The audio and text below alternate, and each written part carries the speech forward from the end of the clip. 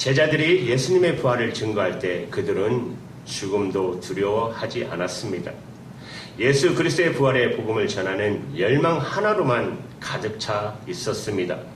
어떻든지 예수의 부활하신 이 복음을 모든 사람들에게 전하고 싶은 그 마음 하나밖에 없었고, 그것 때문에 죽는다면 죽어도 좋다고 생각을 했습니다.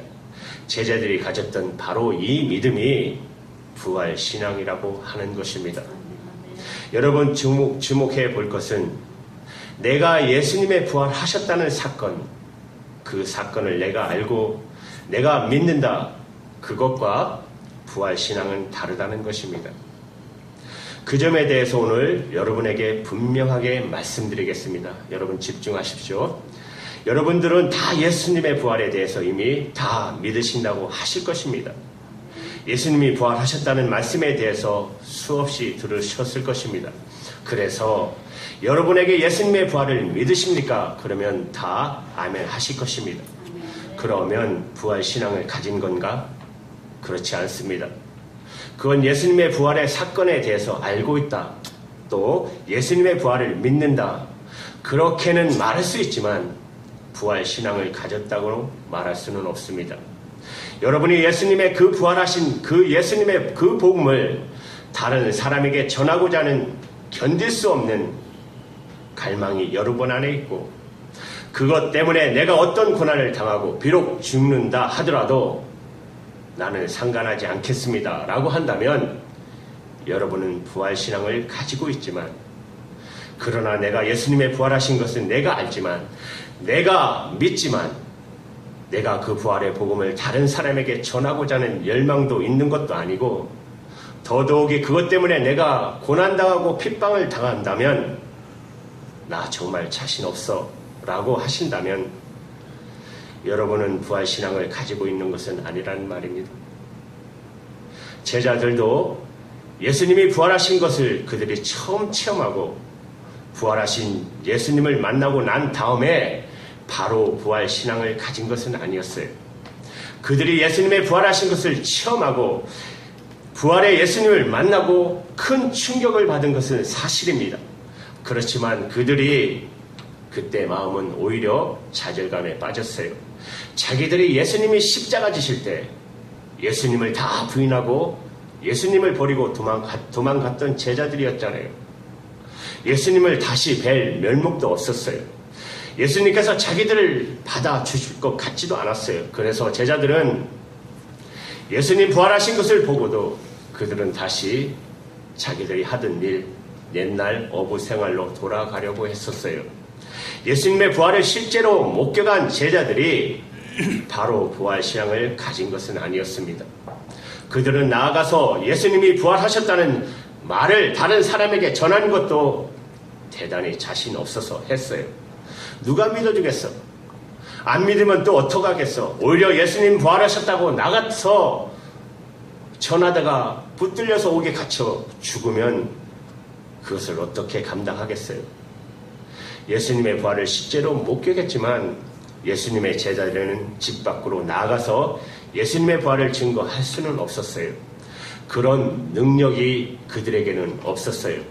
예수님께서도요, 제자들에게 너희들이 내가 부활한 것을 이렇게 보고도 왜 나가서 전하지 않느냐? 빨리 나가서 나의 부활을 전하라. 그렇게 하시지 않았어요. 예수님께서 오히려 제자들을 말리셨어요. 붙드셨어요. 나가지 마. 기다려. 아직은 안 돼. 아니, 부활하신 예수님을 직접 만났는데 뭘 또 기다려요? 성령이 오시기까지 기다리라고 그러셨어요. 예수님께서 제자들에게 아직도 부활의 신앙이 없다는 것을 아셨어요. 부활의 신앙은 어떻게 얻어지는 것이죠? 내가 예수님이 부활하셨다는 그 역사적인 사실을 분명히 내가 믿는 것과 함께 우리 안에 성령님이 오셔야, 임하셔야 부활신앙을 가지게 되는 것입니다. 예수님께서 제자들에게 예루살렘을 떠나지 말고 내가 들은 바 아버지의 약속하신 것을 기다리라. 그러면 몇 날이 못돼서 너희들이 성령으로 세례를 받을 것인데, 그러면 성령이 너희에게 오시면 권능을 받고, 부활신앙은 권능과 관련이 있는 것입니다. 어떤 사실을 내가 안다, 예수님이 부활하셨다는 사실을 내가 믿는다 하는 것과 관련이 있는 게 아니고 권능과 관련이 있어요. 죽음도 두렵지 않는 권능과 관련이 있는데, 그런 권능은 성령이 임하시면 너희가 권능을 받고 내 증인이 될 것이라, 그렇게 말씀하셨습니다. 그래서 부활신앙은 성령의 역사로 이루어지는 것입니다. 성령이 내게 임하실 때 내가 그동안 알고 믿었던 예수님의 부활의 사건이 내 삶, 내 인생 전체를 바꿔버리는 것이에요.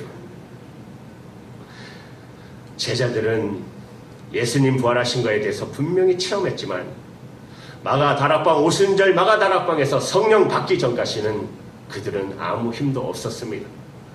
그런데 마가다락방에 성령이 임하시고 난 다음에 그들은 죽음에 대한 두려움이 사라져 버렸어요. 여러분, 이 죽음에 대한 두려움이 사라지는 것은 결심해서 되는 일 아니잖아요. 두렵지 않아. 결심 한번 해보세요. 두렵지 않는가? 여러분, 공부를 많이 해서 되는 일 아니잖아요. 오직 성령의 역사로 영생의 눈에 대한 눈이 열려야 죽음에 대한 두려움이 없어지는 것입니다.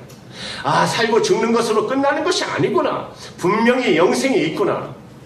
부활의 영광을 성령의 역사로 분명히 눈을 떠야 비로소 죽음이 아무것도 아니구나, 그런 확신이 오게 되는 것입니다. 가장 놀라운 일, 정말 예수 믿고 우리가 누리는 가장 놀라운 역사가 바로 부활신앙인데, 그것은 내 마음속에 설명할 수 없는 평안이 오는 것입니다. 예수님께서 부활하신 예수님께서 제자들에게 오늘 본문 21절에 너희에게 평강이 있을지어다라고 말씀하셨어요. 부활하신 예수님께서 우리에게 역사하시는 가장 놀라운 것은 세상이 줄 수 없는 놀라운 평안입니다.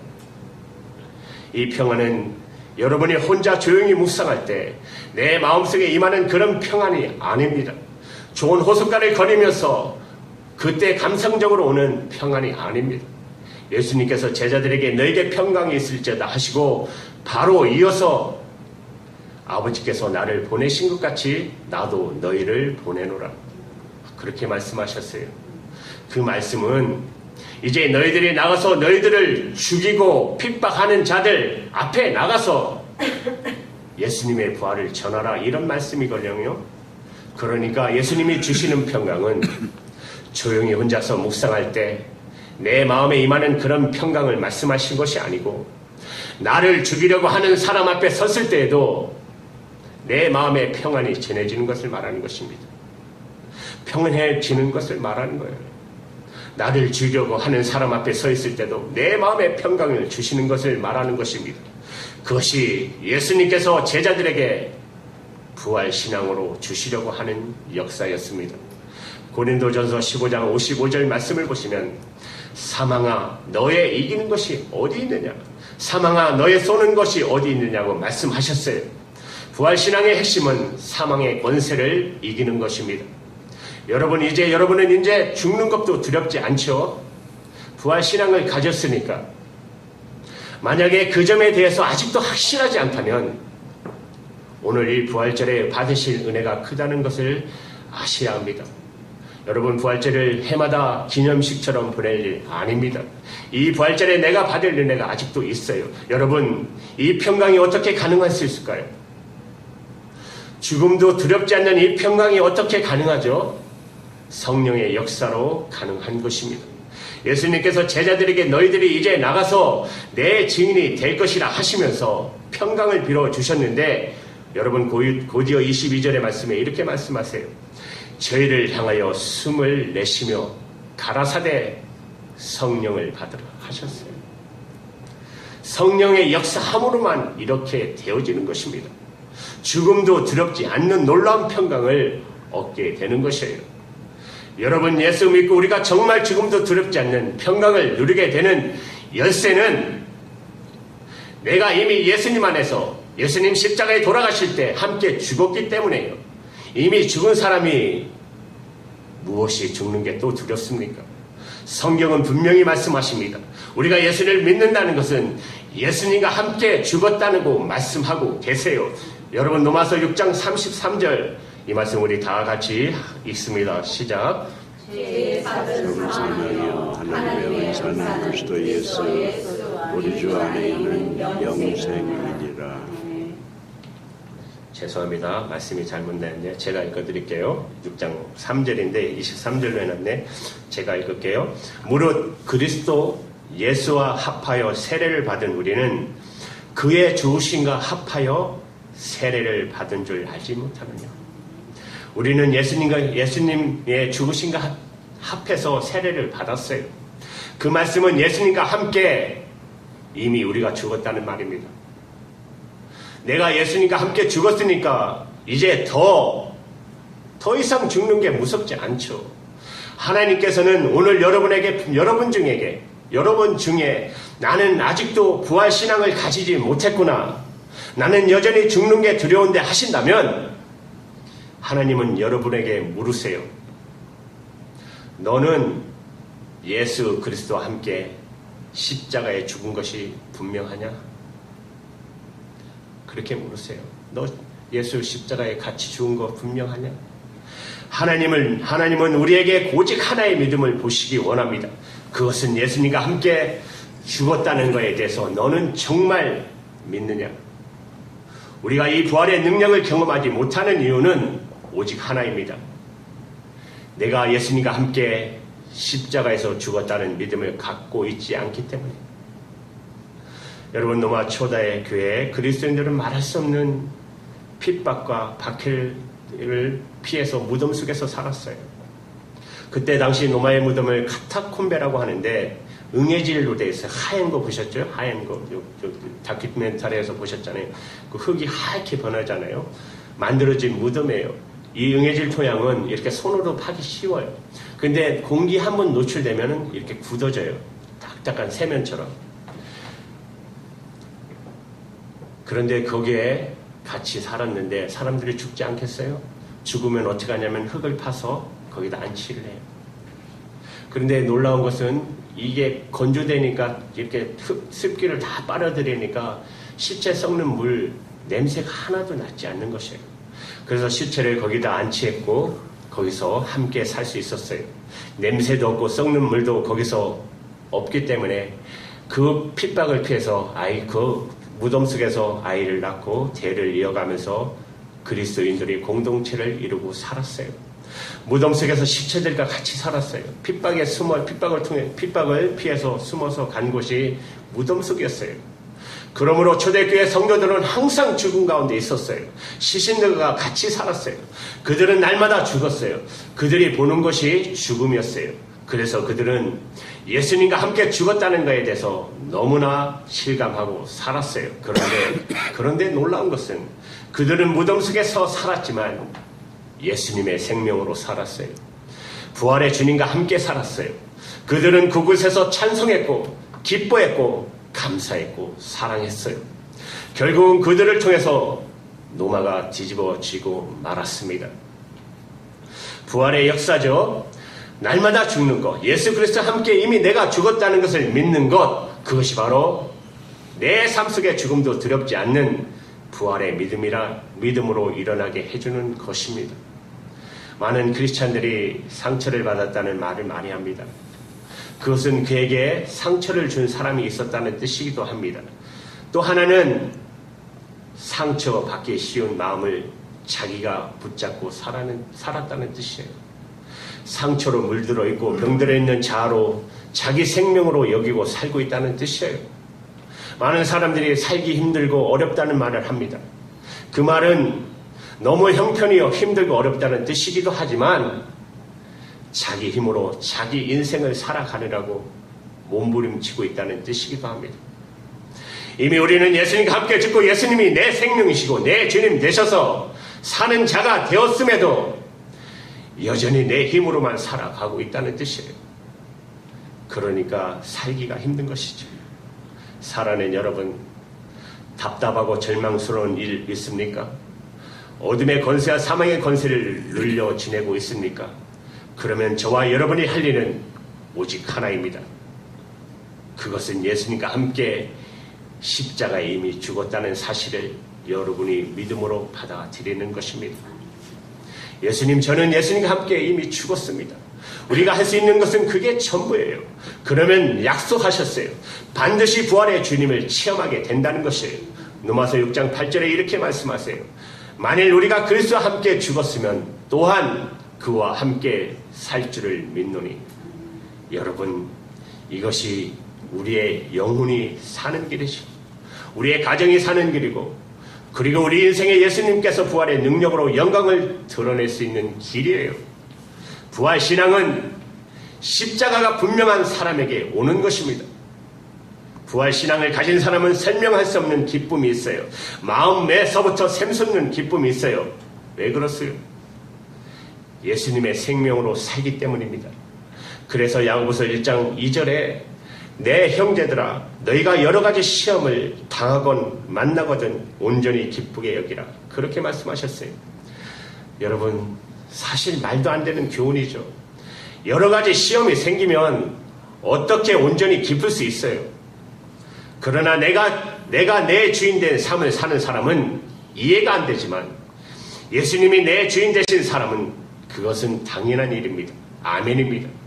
예수님에게 있어서는 이길 수 없는 시험, 견딜 수 없는 고난이 없는 것입니다. 나를 넘어뜨릴 수 있는 고난은 없어요. 괴로울 때 여러분 괴로워하고 기쁠 때 기뻐한다면, 그러면 부활신앙을 가졌다는 의미가 뭐예요? 괴로울 때 괴롭고 기쁠 때 기쁘면 부활신앙을 가지나 안 가지나 무슨 의미가 있어요? 오늘 이 시간 여러분에게 부활절은 그저 해마다 있는 절기가 아니기를 바랍니다. 부활절에 내가 받을 은혜가 있습니다. 아직 내게 해결 안 된 신앙적인 문제가 있어요. 하나님은 오늘 그것을 여러분에게 주시기를 원하시는 거예요. 성령을 받고 부활신앙을 가진 제자들의 마음속에는 오직 하나만이 소원이었어요. 그것은 부활의 복음, 영생의 복음을 전해야 되겠다는 것이었어요. 제자들이 성령을 받고 나가서 예수님의 부활을 전했는데, 그것은 예수님이 부활하셨다는 역사적인 사실을 전한 것이 아닙니다. 예수님 부활하셨어요. 예수님 진짜 살아나셨다고요. 그리고 또 다른 사람에게 가서 여보세요, 예수님 살아나셨어요. 예수님 정말 죽었다가 다시 살아났어요. 그리고 또 다른 데 가서 다른 사람에게 예수님 살아나셨어요. 이것이 부활의 증인이 아닙니다. 제자들이 예수님의 부활의 능력의 메시지를 전한 것은 전도입니다. 전도 메시지입니다. 여러분, 예수님이 십자가에 죽으셨다가 사흘 만에 진짜 성경의 약속대로 부활하셨습니다. 그리고 우리와 40일 동안 같이 지내셨습니다. 그리고 승천하셨는데 열흘 뒤에 성령으로 우리에게 다시 오셨어요. 그러므로 여러분, 더 이상 죄 가운데 사시면 안 됩니다. 하나님은 정말 살아계시고 우리에게 영원한 구원받을 십자가의 복음을 주셨습니다. 그러니 빨리 당신들도 죄를 회개하고 예수를 믿어 세례를 받으세요. 그러면 당신들도 성령을 받으실 것입니다. 이것이 바로 제자들의 부활의 메시지였습니다. 그들이 전한 것은 단순히 예수님이 부활하셨다는 역사적인 사실을 전한 것이 아니고, 그렇기 때문에 이제 빨리 죄를 회개하고 예수 믿어 당신들도 구원받고 성령 받으시라고 하는 말씀을 전한 거예요. 예수님께서 제자들을 전도하러 보내셨어요. 내가 너희를 보낸다 말씀하셨잖아요. 부활신앙을 가진 사람은 반드시 그렇게 되게 되어 있습니다. 그런데 여러분, 너무 놀라운 약속을 오늘 주셨어요. 오늘 본문 23절을 보십시오. 같이 있습니다. 시작. 너희가 내 죄든지 사하여 것이라 이 죄든지 그대로 있으리라. 아멘. 너희가 누구의 죄든지 사하면 사여질 것이요, 누구의 죄든지 그대로 두면 그대로 있으리라. 기가 막힌 말씀을 하셨어요. 제자들에게 그저 전도하러 나가라, 나의 부활을 이제 전하러 나가라, 그렇게 말씀하시지 않고, 너희들이 이제 나가서 누구 죄든지 사함을 받을지어다 하면 그 죄가 사함을 받고, 그대로 두면 그들의 죄가 그대로 있을 거다. 물론 성령께서 제자들을 통하여 그 일을 하시겠다고 하는 말씀이죠. 성령을 주시니까 제자들이 그렇게 사역을 하게 되는 것이죠. 그러나 여러분, 이 권세가 보통 권세입니까? 우리가 사람의 육신의 병을 고치는 의술이 있다고 한다면 이것도 참 보람 있는 일이죠. 병들어 죽어가는 사람을 내가 고쳐서 건강하게 했다면 아마 이보다 더 황홀한 일이 있겠나요? 여러분, 돈이 많아서 굶어 죽어가는 사람, 헐벗은 사람 도와주어서 그 사람이 살아날 수 있다면 재물 가진 사람의 축복이 거기 있지 않습니까? 죽어가는 사람 옆에서 그가 임종할 때까지 위로해주고 돌볼 수 있는 호스피스 사역도 그것도 그렇게 보람 있는 사역이라고 할 수 있어요. 그러나 여러분, 영원한 지옥에 갈 수밖에 없는 사람을 하나님의 자녀가 되고 천국의 백성 되게 해주는 권세가 내게 있다면 여러분, 이거 정말 황홀한 거 아니에요? 내가 한 사람의 죄를 사하여 그 사람이 지옥 가지 않고 천국 갈 수 있는 권세를 받았다면 여러분, 이것을 무엇으로 설명해야 하죠? 제자들이 복음을 전하는 열망 하나 가지고 뛰쳐나간 바로 이유가 거기 있었습니다. 그들에게는 이제 사람들의 죄를 사하는 권세가 주어졌기 때문에 그들이 나가서 이제 십자가의 부활의 복음을 전하고 누구든지 그 사실을 믿고 받아들이고 예수님을 영접하면 그는 죄에서 사함을 받고 하나님의 자녀가 되는 것이에요. 그것을 깨달았을 때 제자들은 더 이상 머물러 있을 수가 없었습니다. 성령께서는 사명의 축복을 깨닫게 해주시는 분이세요. 이것이 부활신앙을 가진 사람의 믿음입니다. 많은 성도들이 예수님의 십자가를 바라보는 것은 좋아합니다. 그러나 십자가를 지라고 하면 너무너무 부담스러워합니다. 그러나 성령께서 그에게 임하시면 십자가 지는 사명이 얼마나 큰 축복인 것을 알게 됩니다. 여러분, 18세기 후반 19세기 초반까지 영국의 복음주의 부흥운동을 위해서 쓰임받았던 찰스 시몬이라는 아주 영성이 뛰어난 목사님이 계십니다. 이 목사님은 캠브리지 대학에 있는 성삼위일체 교회 담임 목사가 됐는데 젊은 나이 22살부터 77세까지 56년 동안 성삼위일체 담임 목사로 재직하셨습니다. 그리고 강단에서 설교를 하셨습니다. 그런데 그때 당시 영국 사회 풍조, 신앙적인 풍조는 자유주의로 다 흘러버렸습니다. 복음적이지 못했습니다. 그러나 이 시몬 목사님은 계속해서 십자가의 복음, 부활의 복음, 정확한 복음, 설교할 때마다 그 복음을 전할 때마다 조롱도 너무너무 많이 받았어요. 무식하다. 아직도 그걸 믿느냐? 수준이 안 맞는다. 이 책이 언제 책인데 이 책을 아직까지도 하나 갖고 그렇게 설교를 하느냐. 그러면서 멸시천대도 너무너무 많이 받았어요. 그러나 이 목사님이 끝까지 그 강단에서 성경과 복음의 설교만 하셨어요. 그래서 캠브리지 대학의 성삼일제 강단을 성경의 말씀으로 지켰다는 평가되는 분입니다. 그러나 쉬운 일이 아니었다고 했어요. 그분의 일기 속에 이렇게 기록되어 있어요.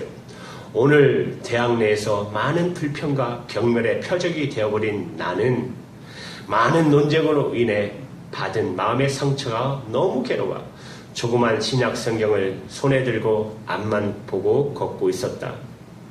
나는 하나님께 말씀 한마디라도 주셔서 저를 위로해 주시면 좋겠습니다 하고 기도하였다. 그리고 성경책을 펴보니 바로 시몬이라는 구레네 사람이 시골로서 오는 것을 잡아 그에게 십자가를 지워 예수를 쫓게 하더라 하는 구절을 보게 되었다. 시몬은 나의 이름 시몬과 같은 것이므로 이 말씀이 나에게 주신 말씀임을 알았다. 예수와 함께 십자가를 지다니 얼마나 큰 특권인가. 나는 그것으로 충분하였다. 기뻐 펄쩍펄쩍 뛰면서 주님 십자가를 지겠습니다. 십자가를 내게 지어 주십시오 하고 소리 질렀다. 이때부터 핍박은 나의 이마에 들려진 영광의 면류관이 되었다. 여러분, 이런 믿음이 어디서 나오죠? 예수님과 함께 십자가 지는 것이 이것이 내게 주어진 특권이구나.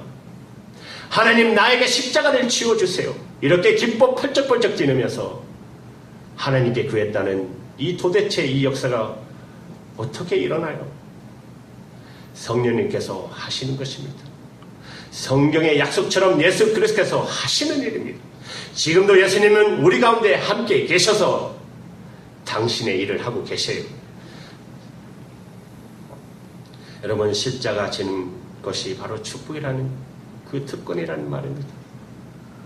여러분, 초대교회 당시의 핍박자들은 그것을 몰랐어요.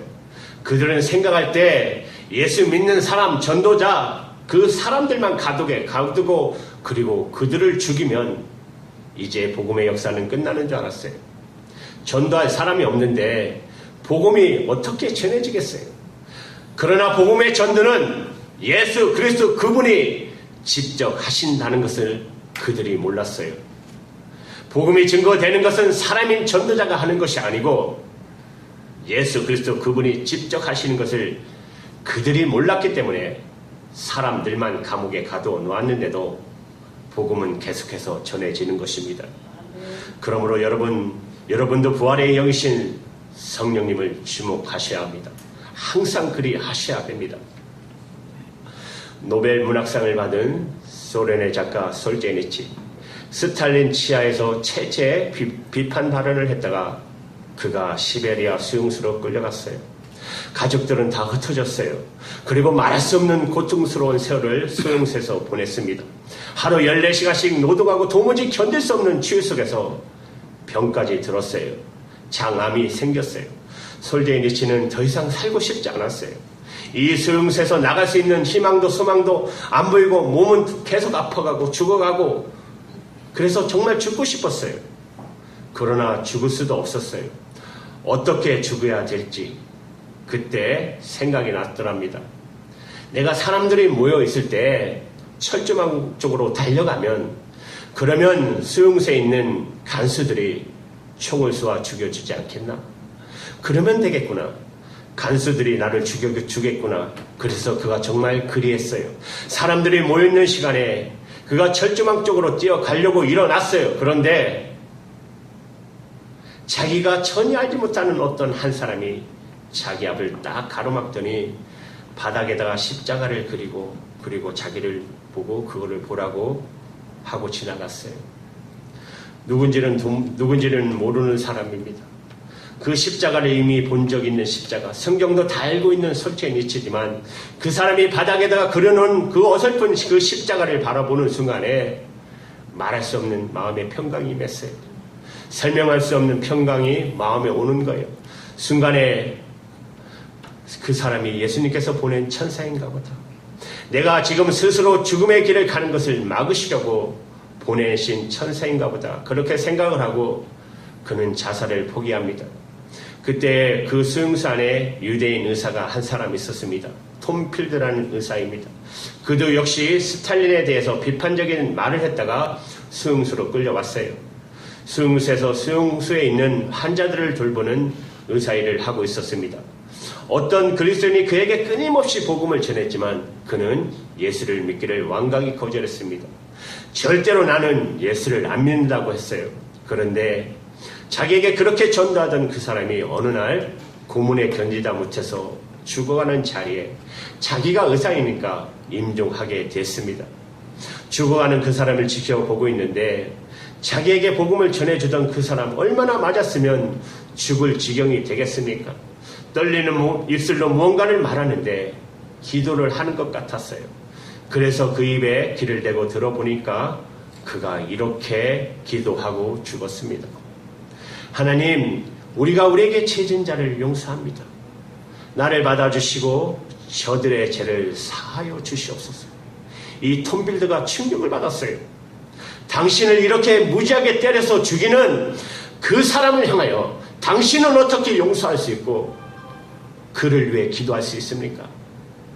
그때 그 받은 충격으로 이것이 그리스도인이 되는 건가? 그래서 비로소 마음의 문을 열고 예수님을 영접합니다.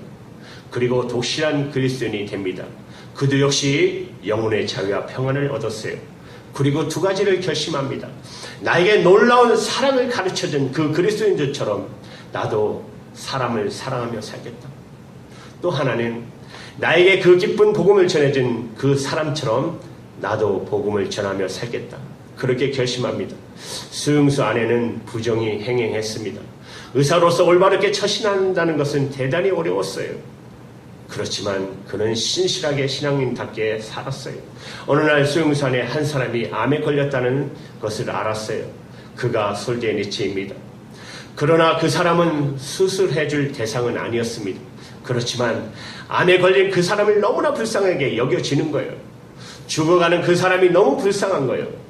그래서 그에게 몰래 수술을 해주기로 결심을 합니다. 마취제도 부족하고 진통제도 없이 톰 필드는 솔제니치를 수술합니다. 너무나 그 심한 고통 속에 있는 솔제니치를 옆에서 밤새도록 간호해요. 그러면서 그가 솔제니치에게 자기가 만난 예수를 전해요. 자기가 전해들은 복음을 전합니다. 고통 속에 솔제니치는 자리에 누워서 자기를 수술해준 의사로부터 예수 그리스도에 대한 증언을 들었습니다. 이 사실이 알려지면서 그 의사는 톰 필드는 그 다음날 바로 처형당해요. 그러나 철의 장막 같은 시베리아 수용소 안에 그 속에서도 부활의 주님은 영혼을 구원하는 역사를 이루셨습니다. 누구도 기억할 수 없는 것 같은, 아무도 상관하지 않을 것 같은, 완전히 버림받은 그곳에서도 예수 그리스도의 부활의 역사는 일어났습니다. 그리고 그리스도의 부활의 메시지는 솔제니치를 통해서 세계 모든 사람들에게 증거되었습니다. 때때로 사단의 세력이 우리를 절망시킬 때가 있습니다. 너무 두려울 때도 있습니다. 그러나 부활의 신앙을 가졌을 때 우리에게는 더 이상 두려울 게 없어집니다. 우리 안에 승리의 찬양이 있습니다.